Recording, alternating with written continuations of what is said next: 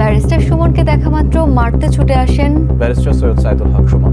শনিবার রাতে শেরেবাংলা নগর থানা। আমরা যেটুকু জানতে পেরেছি যে গত 28 তারিখ একজন ব্যক্তি যিনি এর কয়েকদিন আগে থেকেই আসলে চুনারুঘাট থানার ভারপ্রাপ্ত কর্মকর্তা হিলুল রায়ের সাথে ফোনে যোগাযোগ করছিলেন হোয়াটসঅ্যাপের মাধ্যমে এবং জীবনের নিরাপত্তা চেয়ে শেরেবাংলা নগর থানায় একটি জিপকে হত্যা করা।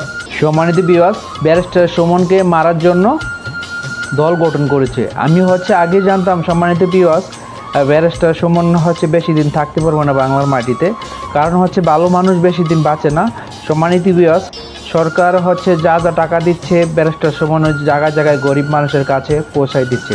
তো সম্মানিত ভিউয়ার্স, ব্যারিস্টার সুমন সত্যের প্রতিবাদ করে, সে অন্যায় যে জায়গায় ওই জায়গায় যায়। সম্মানিত ভিউয়ার্স, তো এরকম মানুষ বাংলাদেশে বেশিক্ষণ থাকবে না, আমি আগে জানতাম। তো সম্মানিত ভিউয়ার্স, ব্যারিস্টার সুমনকে মারার জন্য হুমকি দিয়েছে এবং কি দল গঠন করেছে ব্যারিস্টার সুমনকে মাইরা ফেলবে একবারে। তো সম্মানিত ভিউয়ার্স, ভিডিও দেখার জন্য রিকোয়েস্ট থাকবে ব্যারিস্টার সুমনকে কী হুমকি দিয়েছে এই ভিডিওর মাঝে সব কিছু তোমরা ক্লিয়ার বুঝতে পারবা। তো পাশে গতকালকে আমি আমার জীবনের নিরাপত্তা চেয়ে শেরেবাংলা নগর থানায় একটি জিডি করি। জিডির বিষয়টি গিয়ে যে গত বৃহস্পতিবার সংসদে থাকাকালীন সময় আমার এলাকার যিনি অফিসার ইনচার্জ উনি আমার ফোন দিয়ে জানালেন যে স্যার আপনি একটু বাড়ি আসলে আপনার সাথে আমার একটু বসতে হবে, গুরুত্বপূর্ণ কথা আছে। তো শুক্রবারে আমি বাড়ি যাওয়ার পর উনি দুপুরবেলা আমাকে বসে আমাকে বললেন, আমাকে একটা মেসেজ দেখালেন যে উনাকে একটা লোক 2-3 দিন ফোন করার পর উনি যখন আমলে নিচ্ছিলেন না তখন উনারে একটা মেসেজ দেয় যে ওই লোকটা, অজ্ঞাতনামা লোকটা আমার সাথে দেখা করতে চায়, কথা বলতে চায়, দেখা করতে চায় না, কথা বলতে চায়। তো ওসি সাহেব আমলে নেননি। পরে যখন মেসেজটা দেখছেন, যে মেসেজের মধ্যে আছে দেখা যাচ্ছে যে একটা কন্ট্রাক্ট কিলার গ্রুপ যারা হায়ার করা হয়েছে তারা নাকি অ্যাক্টিভ, তার বক্তব্য অনুযায়ী। তো ওসি সাহেব আমারে উনার ফোন দিয়ে ওই অজ্ঞাতনামা ব্যক্তির সাথে ফোনে ধরাই দিল। আমি কথা বললাম, কথা বলার পর যে জিনিসটা ওরা জানাইলো আমাদেরকে, ওই অজ্ঞাতনামা ব্যক্তি সে নিজেকে আইডেন্টিফাই করতে চায় না, সে তার অ্যাড্রেস বলতে চায় না। সে বলে যে আমি নিজেও ওই কিলার গ্রুপের মেম্বার ছিলাম, যখন আপনার নামটা আসছে আপনাকে হত্যা করতে হবে, তখন আমি বলছি যে না আমি এটা পারবো না, কারণ উনি ওই লোকটা সিলেটি, সে আমার কাজকর্ম সম্পর্কে জানে, এই জন্য সে কোনোভাবে রাজি হয় নাই। তখন সে বলছে যে আমার বিষয়টা গিয়ে তার বক্তব্য অনুযায়ী আমার বিষয়টা গিয়ে আমি আপনাকে একটা ওয়ার্নিং দিচ্ছি, আপনি এই 2-3 দিন আপাতত ঘরের বাইরেই যাবেন। তো এটা শোনার পর আমি নর্মালি এর আগে অনেকবার আমি মৌখিকভাবে বা আমার পিএস এর মাধ্যমে বিভিন্নভাবে আমি এগুলো আমি আমলে নেই না, কারণ এগুলা সামনে বললে একটা প্যানিক তৈরি হইতে পারে, এই জন্য আমি কখনোই সামনে নিয়ে আসি না। এইবার যখন আমার এলাকার ওসি সাহেবের মাধ্যমে আসছে তখন আমার কাছে মনে হয়েছে যে মানুষ যখন কখনো তার উপর যখন সে এইরকম একটা মেসেজ দিচ্ছে তখন আমার মনে হয়েছে যে সিরিয়াসলি একটা পটেনশিয়াল থ্রেট, আমার এটা অবশ্যই আমলে নিতে হবে। এই জন্য আমি ওই দিন পরের দিন সকালে আমি ঢাকা চলে আসি, সংসদ ভবনে চলে আসি। এসে আমি এর ভিতরে আমি হইতে পারে, এই জন্য আমি কখনোই সামনে নিয়ে আসি। এইবার যখন আমার এলাকার ওসি সাহেবের মাধ্যমে আসছে তখন আমার কাছে মনে হয়েছে যে মানুষ যখন কখনো কোনো ওসিরে নর্মালি তো কেউ ফোনই দেয় না, তার উপর যখন সে এইরকম একটা মেসেজ দিচ্ছে তখন আমার মনে হয়েছে যে সিরিয়াসলি একটা পটেনশিয়াল থ্রেট, আমার এটা অবশ্যই আমলে নিতে হবে। এই জন্য আমি ওই দিন পরের দিন সকালে আমি ঢাকা চলে আসি, সংসদ ভবনে চলে আসি। এসে আমি এর ভিতরে আমি পুলিশের ঊর্ধ্বতন কর্মকর্তা যারা আছেন তাদের সাথে আমি কথা বলি। তো এরপরে আমি চিঠিটা আমি গতকালকে করছি। কিন্তু আমার যে জায়গাটাতে প্রশ্ন হচ্ছে, দেখেন আমি একজন মেম্বার অফ পার্লামেন্ট, পুলিশ যখন আমার এলাকার ওসি সাহেব যখন জানলেন কোন একটা মারফতে যে আমার একটা লাইফ রিস্ক আছে, তখনই কিন্তু উচিত ছিল যে উনি এসপি সাহেবের সাথে আলাপ করবেন, ডিআইজি সাহেবের সাথে আলাপ করবেন, এটা কি আসলেই থ্রেট নাকি না কেউ বোগাস নাকি না কিছু, এটা তো আমার কাছে আসার আগেই এদের তদন্ত করে ফেলা উচিত ছিল। মানে আমাকে জিডি করতে হলো কেন? প্রশ্নটা গিয়ে যে আমার থ্রেটটা তো আমি জানি না, জানছে প্রথমে ওসি সাহেবের পরে এটা এসপি ডিআইজি ওনাদের কাছে যাবে। আমি জানার আগেই ওনারা আমাকে প্রোটেকশন দিবেন, আমাকে পরে জানাবেন যে এই থ্রেটটা যেটা ছিল এটা রিয়েল অথবা ফেক। ওনারা আমাকে বলছেন, ওসি সাহেবের যতটুকু ব্রেইনে ধরছে উনি ধরছেন, আমাকে বলছেন, আমাকে জিডি করতে হয়েছে। আর আমার নিরাপত্তা এখন আমার নিজে দিতে হয়েছে। এবং রাষ্ট্রযন্ত্র, আমি এইটা বুঝলাম না যে এই রাষ্ট্রযন্ত্র আসলে কি আদৌ আমার বাঁচায় রাখতে চাই। কারণ হচ্ছে কি আমি যাকে জিডি করতেছি পুলিশ ডিপার্টমেন্ট, সেই তো আগে জানছে আমার, সেই তো আমার বলার দরকার। সেই ব্যক্তি কই? সে ব্যক্তি আইডেন্টিফাই করা যায় নাই।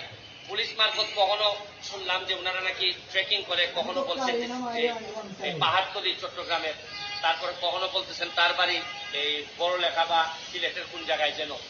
তা আমার বিষয়টা হচ্ছে গিয়ে যে দেখেন, এই দেশে বঙ্গবন্ধু মারা গেছেন, তার পরিবার সবাই মারা গেছে। আমার হবিগঞ্জের সাহেব কিবরিয়া সাহেব মারা গেছে, আমরা তো কোনো প্রোটেকশনে দিতে পারিনি।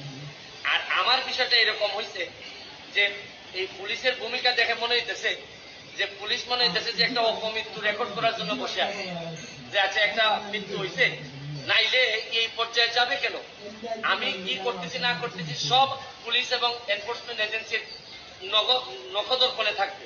কারণ এরা খবর নেয় না বলে লোকগুলা মরে, আর এরা খবর নেয় না বলে কেন্দ্রীয় রায় তো ধনী হয়, এরা খবর নেয় না বলে মতিউর রায় তো টাকার মালিক হয়। কারণ এরা তো থাকে কারে কোন জায়গায় বদলি করবে, কারে কোন জায়গায় জায়গা মতো নিজের লোক সেট করলে অনেক টাকার বাণিজ্য হবে, এইসব অভিযোগ এদের বিরুদ্ধে। যার কারণে আমার কষ্টটা এখানে, আমার এই মরতে কষ্ট নাই, আমার দুইটা কষ্ট। একটা হচ্ছে মরে গেলে আমার এলাকার মানুষের কি হবে, এইটা আমাকে কষ্ট দেয়। আরেকটা হচ্ছে গিয়ে যে এই দেশটা এমন ভাবে মরার জন্য ক্ষেত্র তৈরি করা হয়েছে যে আপনি দেখেন, আজকে আমার সকালবেলা আমার মেয়ে আমাকে বলে কি জানেন, কোন দেশে আছি।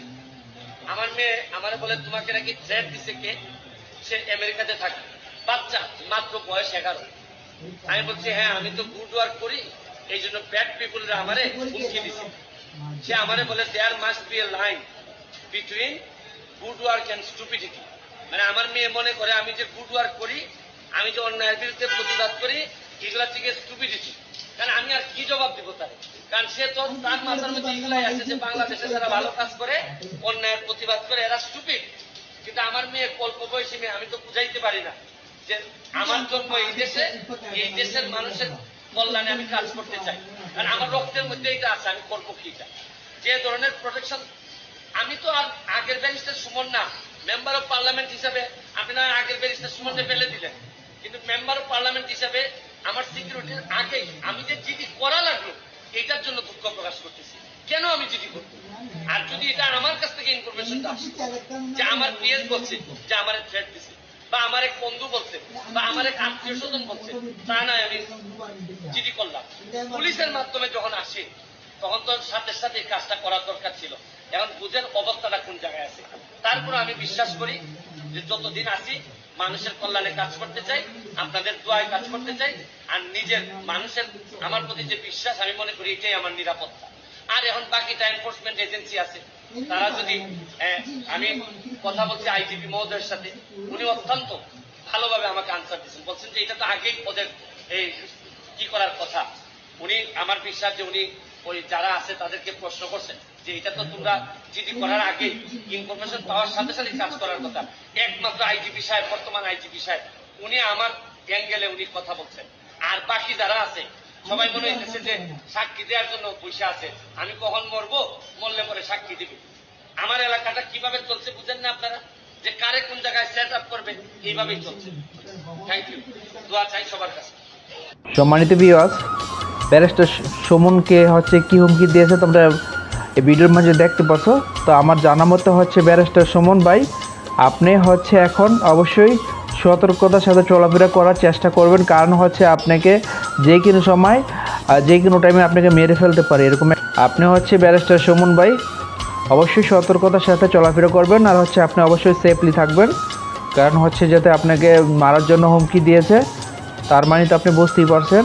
তো অবশ্যই আমার আশা করছি, প্রধানমন্ত্রীর কাছে অনুরোধ জানাচ্ছি যে ব্যারিস্টার সুমন ভাইয়ের জন্য এক্সট্রাভাবে সিকিউরিটি গার্ড যে উনি হচ্ছে ব্যবস্থা করে দেয়। কারণ হচ্ছে যে ব্যারিস্টার সুমন এমন একজন এমপি যে হচ্ছে সে সবসময় সৎ কথা বলে, সৎ পথে চলে এবং কি গরিব দুঃখীর পাশে দাঁড়ায়।